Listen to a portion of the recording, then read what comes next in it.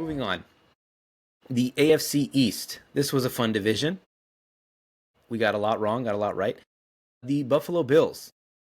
Their over-under coming into the season was 10.5. They end up going over at 13-4. You said under, I said over. What did you get wrong about this team? Yeah, I was just like, who's Josh Allen going to throw the ball to, right? Like that was the thing. I was like, who are his wide receivers? Who is he going to throw that ball to? And I guess he just spread it around. He got his yards, he got his touchdowns. He did well. James Cook really led that Russian attack, and then the defense was pretty good, solid.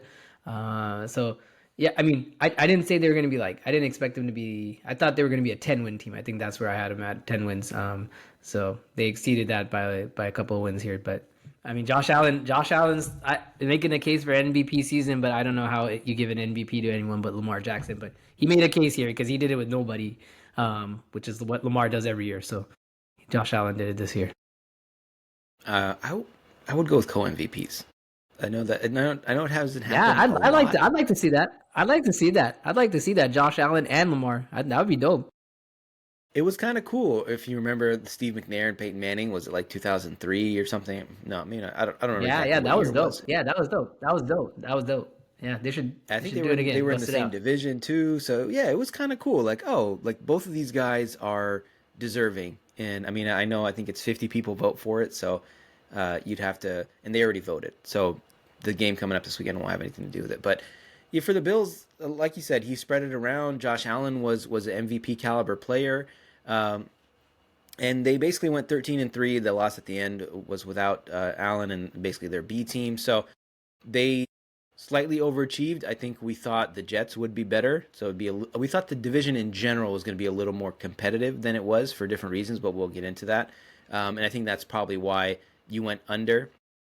I went over, but not crazy over. I thought, again, 11, 12 wins, same thing. Like, let's kind of coast, get into the playoffs, and see what happens. So kudos to them. Next, the Miami Dolphins. Their over-under coming into the season was 9.5. We both went under, and they did go under. They finished 8-9. So what did we get right about this team? I think we both said we don't think Tua's ever going to play, the full slate of games, 17 games, and he didn't. He had that massive concussion, which he caused by not sliding, right? He just has that history where he's going to miss. He missed what? I think, 6 weeks, give or take? He missed 6 weeks. Yeah, he played He just, 11 games total. So I think he missed yeah. 4 weeks in the middle of the season, and then the last 2 games, I think. Okay, yeah. So, it's hard. Miami struggles, right, when they don't have anyone behind Tua. Tyreek Hill has a very down season. He just never gets into rhythm. Jalen Waddle's always hurt. So their offense was just horrendous. I mean, HN was, carrying the offense for most of the part. But he also struggles without Tua. It was just a bad offense, and their defense is not good enough to carry them. And that's what happened, right? They still get to 8 wins. They're on the playoff bubble, but I think they got to have some Tua insurance going forward. Yeah, I think their defense was surprisingly good. They finished 10th in scoring, but the offense was 22nd. I didn't bother looking at the splits between, Snoop Huntley and I forget this guy. Is it Skylar White? I forget who their other backup is, but I think it was Huntley that started for them. But they were decent with Tua. They went 6-5. You extrapolate that, you're like, okay, that's 9-10 wins. If he plays the full season. But yeah, that was the whole thing. He doesn't play a full season. Tyreek Hill probably wants to leave now, and you're wondering, what's next for this team? Is there? I just don't see a bright future right now. I think they just have too many questions, and especially in a division with the Bills. And Drake May's coming up. At least you have the Jets. You got 2 games against the Jets every year. Speaking of the Jets, what a disaster! Coming into the season, their over/under was 9.5. We both went over for I think the same reasons. And of course, they go under. They go 5-12. So what did we get wrong about the Jets? I mean, Aaron Rodgers was horrendous, and he was relatively healthy for the season, and he gets his boy Devontae Adams halfway through the season here, and he still struggles. Maybe he has a game or two where he turns it around slightly. He looks really bad. I mean, the defense is struggling. It's just so many problems. Like their offensive line doesn't look great. Their running game is whatever with Brees Hall. Garrett Wilson wasn't getting the ball from Rodgers. I don't like I was a Garrett Wilson fantasy owner. I'm like, what the hell is Aaron Rodgers doing? Like, he's just like force feeding the ball to Alan Lazard. Like, and I remember the Niners game, he was doing the same thing, just force feeding Alan Lazard. Like, I don't know. Aaron Rodgers is done to me as a quarterback. He can't play in this league anymore. He can't really hang.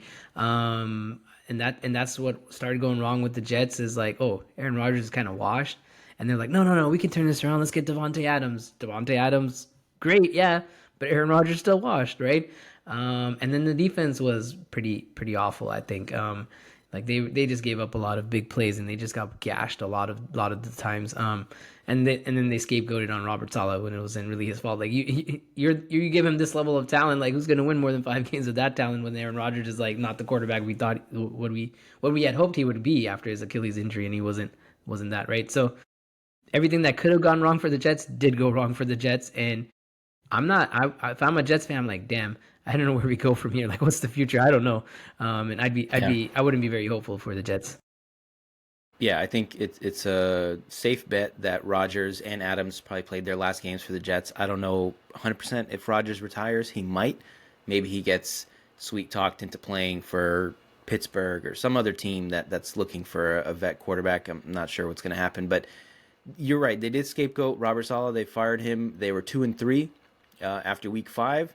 I think they lost to Minnesota in England in the London game, and they fire him, and they end up going 5-12. So you win 3 more games the rest of the season, and the defense was good those first 5 weeks, and then they hire Jeff Ulbrich or they promote him, and then the defense falls apart for the rest of the season because he can handle both responsibilities, and of course, on offense, you just look at on paper like we thought before the season, you're like, okay, even a 75% Aaron Rodgers with Brees Hall and Lazard and Mike Williams and blah, blah, blah, and Garrett Wilson. And it just never clicked. I'm forgetting his name, but the guy who was his offensive coordinator, who was also the head coach, Nate Hackett, whatever. Not a good coach. Yeah, I think they need a quarterback. Maybe they bring back Sam Darnold. Maybe they go out and get I don't know, Russell Wilson, who I think just signed a 1-year deal with the Steelers. So I'm not sure what they're going to do, but it's not looking good for them. Safe to say. There's another team where it is looking a little bit better, maybe pretty good.